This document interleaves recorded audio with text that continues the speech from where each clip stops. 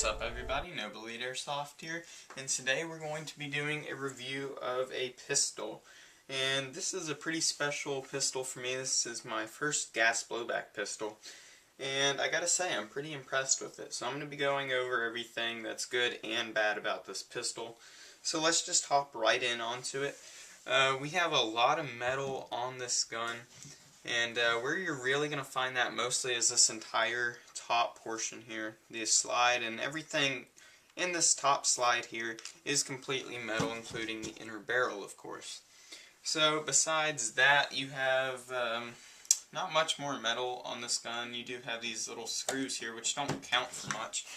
Then if you flip it over here, your mag release right here is made of metal, and your slide catch right here is also made of metal. So that's all the metal you find on this. It's a pretty good bit. The lower frame of this gun, trigger guard and trigger, are made of ABS plastic, which is pretty good, so you don't have to worry about this breaking. So moving on to the grip right here, if you look really closely here, you can see there's this really nice diamond texture on the grip here.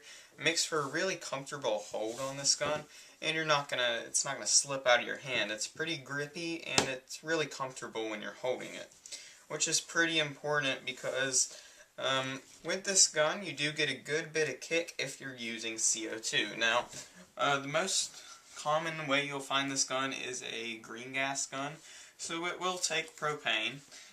Like any green gas gun will, or you can just buy regular green gas, which is recommended, or you can get one of these CO2 magazines, which of course takes your 12-gram CO2 cartridge. So, speaking of the green gas and the CO2, you're going to find a pretty big FPS increase between the two. Now, if you use green gas or propane here, you're going to look around mostly 320 FPS on average with that green gas, which isn't too bad considering this is just a pistol. It's not a primary or anything.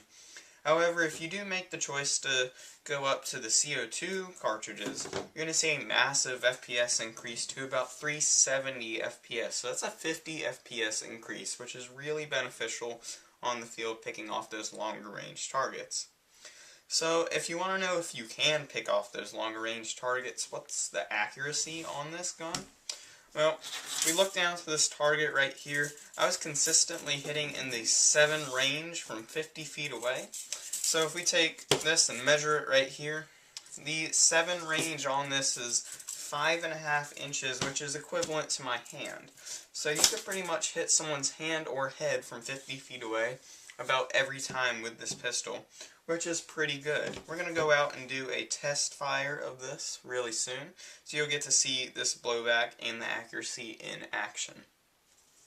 So moving on next, just to the general design of this gun right here, you have your beaver tail safety here, your metal hammer right here, which is fully functional of course because it's gas blowback.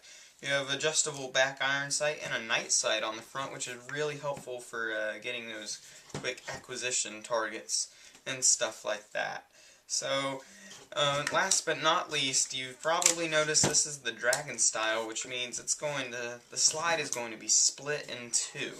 So, this is really helpful when controlling that recoil, because you have about half the recoil as you normally would.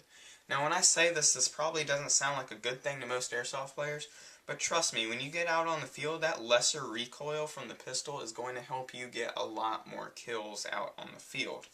So this thing functions just like a normal pistol would. It's just the same, it's just got that split slide, so the recoil is going to be less. So now I'm going to talk about a little bit of the bad things before we go to the shooting and accuracy test. You can just skip on to that if you want to in the video.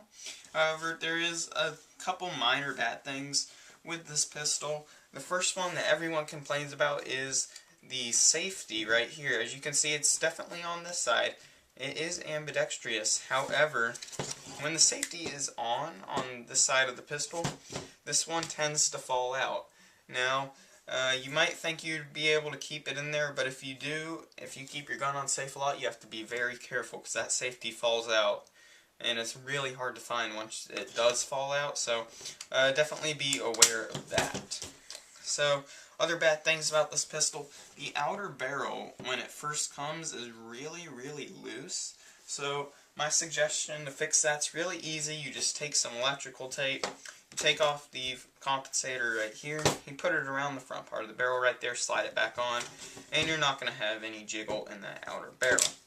And when I say it's loose, it will shake like that if you're not careful. So definitely go and try to fix that right off the bat, because that's definitely a nice thing to do. So without further ado, let's just jump right on into the accuracy and shooting test of this gun. Alright, so just so you guys can see how far we're shooting at, this is about 50 feet. So if we can zoom in, we can see the target we're shooting at way over there. So I'm going to be shooting in 5-round bursts, and we're going to see how many we hit out of 5 each time.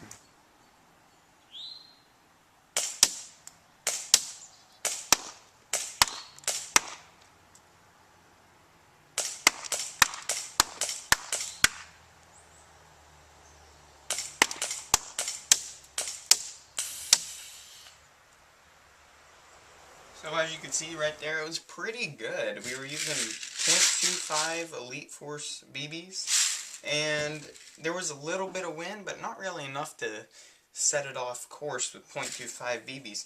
So I think we can say that this is pretty accurate, and it does live up to that 7 mark on this target right here. So this is a pretty accurate pistol. At the end of that, you could kind of hear the gas leaking out of the back of the magazine. So make sure, if you do get these CO2 magazines, you gotta keep everything lubed. I will do a video on how to lube these things correctly and all that. So, yeah, this thing's pretty accurate. Overview on this thing. A lot of good metal parts on this gun. All the plastic on this is where it's supposed to be, and it's really high quality anyway, so you don't have to worry about this gun breaking on you. If you lube this thing and adjust your iron sights right, then this gun will work perfectly. It's a great gun. I'd recommend it for anyone who's willing to pay that $85 mark for this gun. If you want to get this, I'll put a link down in the description to Airsoft Megastore, where you can get this thing for around $85, $90, depending on which one you get, of course. But if you want to get this one, I'm going to put a link to this in the description, and you guys can go buy it if I convinced you to buy it today. But if you aren't convinced, don't get it, of course. But if you enjoyed the video, nevertheless, leave a like. That helps me out a bunch. And if you haven't subscribed already and you're new to the channel, please do. It helps me out very, very much, and it makes me a happy person. So the camera totally didn't just like fall right over. But anyways, thanks for watching, everybody. And I'll see you in the next one. Goodbye.